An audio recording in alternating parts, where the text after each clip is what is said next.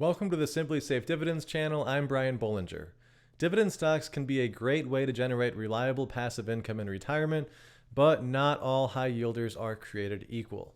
Some come with more risk than they're worth. In this video, I'll walk through 5 dividend workhorses yielding between 5% and 7% that stand out for their resilience and consistency. Each one has an investment-grade credit rating, at least 20 consecutive years of dividend growth, and even outperformed the S&P 500 during the 2008 financial crisis. These companies offer an appealing mix of generous income, modest growth to help offset inflation, and reduced risk. These are traits that can help you sleep better at night and stay the course through the market's ups and downs in retirement. Let's dive in. I'll be using our website, Simply Safe Dividends, to analyze these dividend workhorses.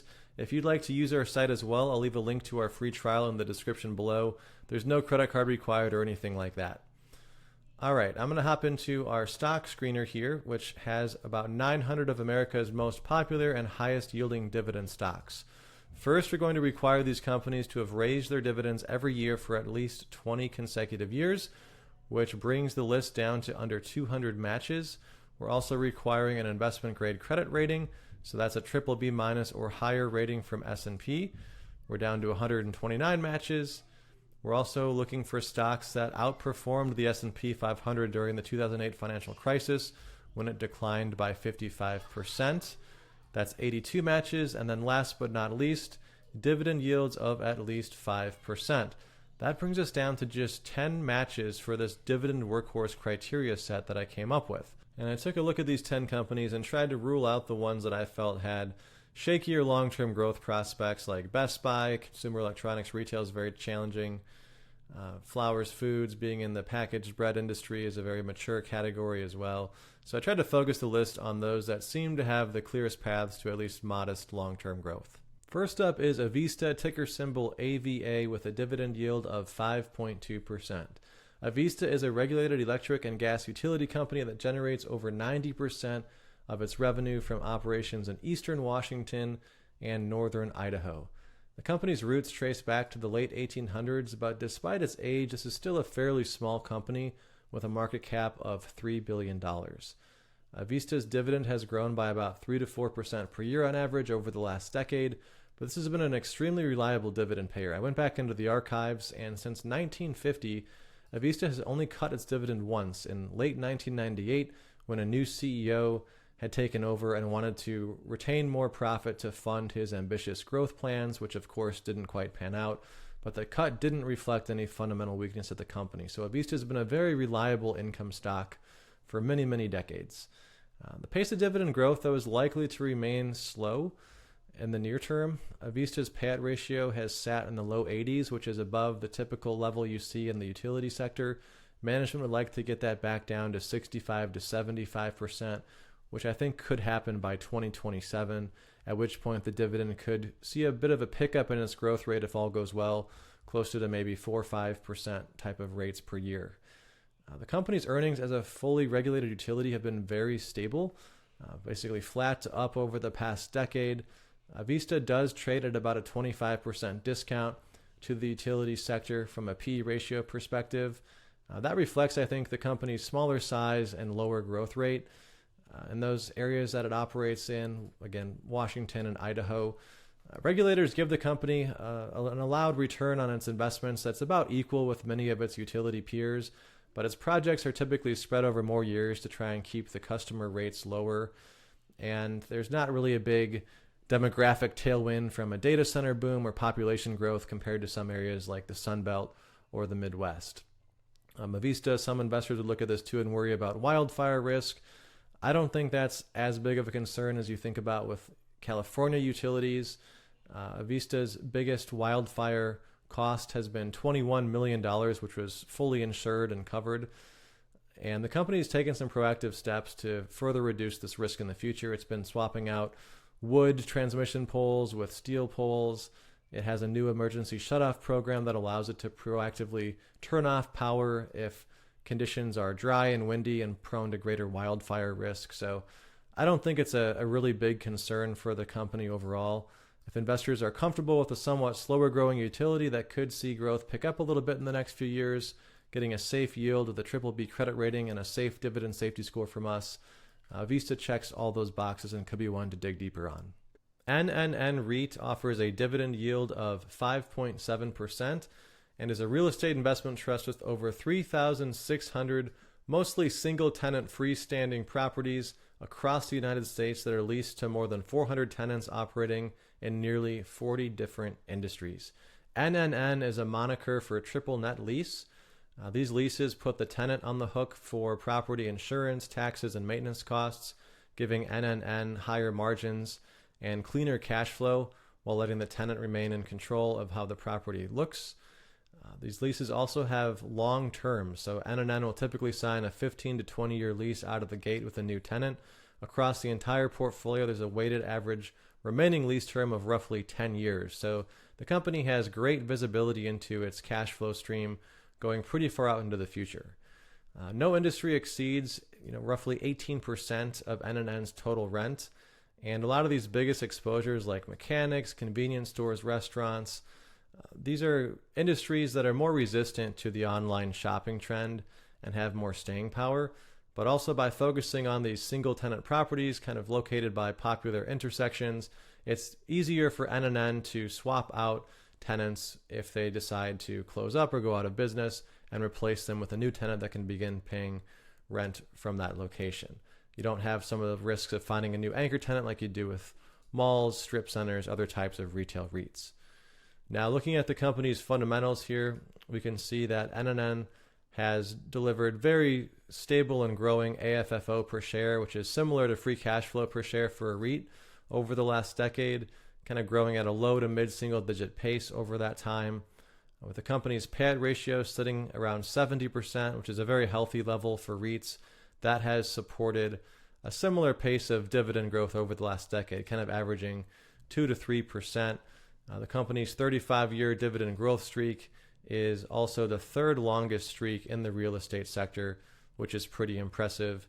Not only backed by good dividend coverage, but also a triple B plus credit rating from S&P here, reflecting management's conservative use of debt. And the stock looks pretty reasonably valued today. This chart here is showing the stock price in gray and the expected price of where you would think the stock would trade if it was within 10% above or below its 5-year average dividend yield, since a lot of these mature blue chip companies with stable long-term outlooks will trade at persistent valuation multiples. You can see during the pandemic crash here, that would have been a great time to buy NNN REITs. And right now we're sitting near the lower end of the expected price band. This is a stock I've held for the last decade.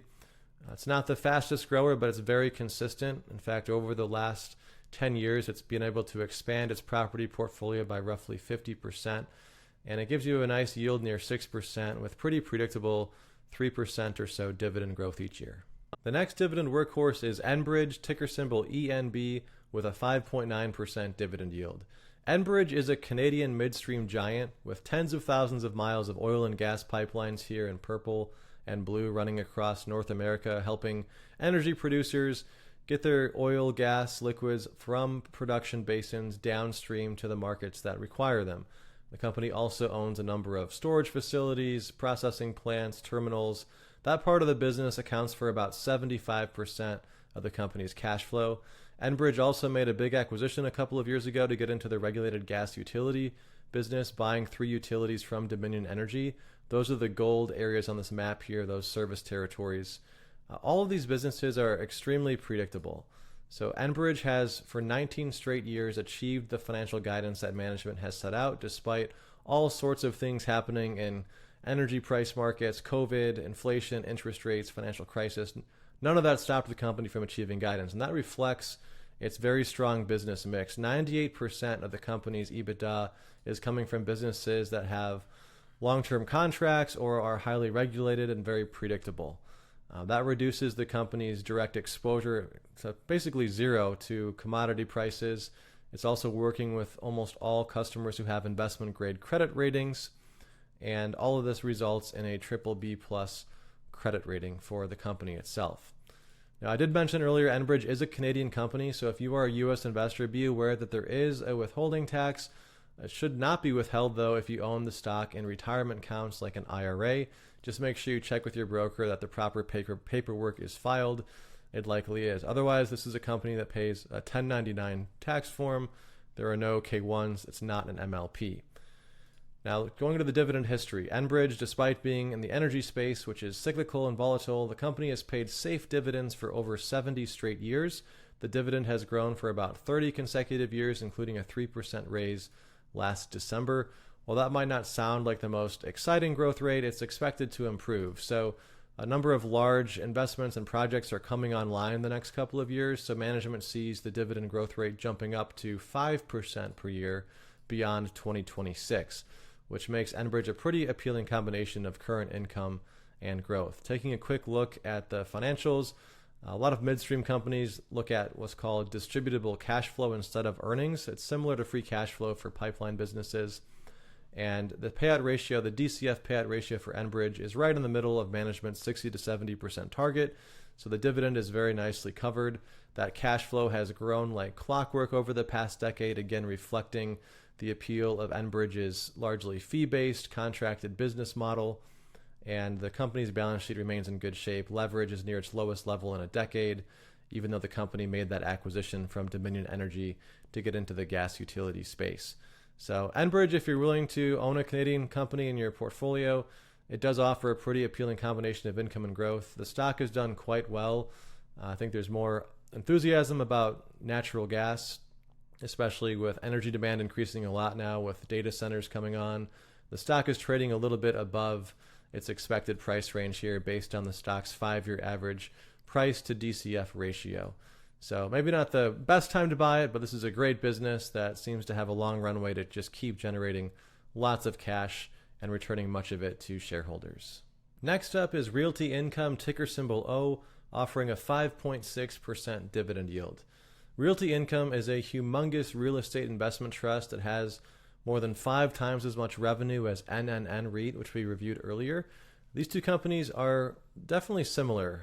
Realty Income has over 15,000 properties, mostly focused on the retail space and spread throughout the United States. It owns primarily single-tenant freestanding properties that are under very long-term leases as well. We can see that industry exposures are, again, looking at areas that are mostly non-discretionary, low price point, service-oriented, basically areas that are resistant, again, to e-commerce like convenience stores, grocery, dollar stores, restaurants, those types of things. The REIT has also branched into some other areas. Industrial markets are about 15% of total rent, and casinos were an area that Realty Income expanded into about 3 years ago, but still a small part of the portfolio. From a tenant perspective, very diversified, none exceed 3.5% of rent. You have 7-Eleven, Dollar General, Walgreens, Family Dollar at the top here. Some of those businesses are struggling, but the portfolio is so diversified that risk is pretty well managed. Taking a look on Simply Safe Dividends here, we can see that Realty Income earns a safe dividend safety score and has a very impressive A- credit rating, reflecting its scale and low leverage. This is a REIT, so it does pay a non-qualified dividend. Typically, it makes sense to own REITs in a tax-sheltered account like an IRA to avoid the higher tax rate that are applied to their dividends. Now, Realty Income is a little bit special too because it pays a dividend monthly instead of quarterly. A lot of retirees like those more frequent paycheck-like payments, and this dividend has been paid safely for over 50 years, and it's been increased for 30 consecutive years, although with a pretty slow pace of growth, about 3% per year on average over the last decade. Now, the good news is Realty Income's payout ratio is the lowest it's been in a decade at 75%. That provides more wiggle room to keep that dividend growing. We can see the triple net lease structure and those long-term leases Realty Income have resulted in extremely stable and growing AFFO per share. Not super fast growth, but very consistent growth. And the company's leverage ratio here is also sitting near its lowest level in a decade, very stable, supporting that nice credit rating. Now, one thing to be aware of with Realty Income and some of these other slow-growing, large companies that pay a dividend is they are sensitive to interest rates. This is a piece of research we published for folks who own Realty Income in their portfolio, and the chart here plotted Realty Income's dividend yield in dark blue against the 10-year Treasury yield in orange, and you can see that there's definitely a strong correlation between these two. When treasury yields rise, like we've seen the last couple of years, that puts upward pressure on Realty Income's dividend yield as well. So if 10-year treasury yields come down, that could bode well for the stock's near-term performance, but just keep that sensitivity in mind because Realty's near-term performance, again, will be impacted by the change in interest rates.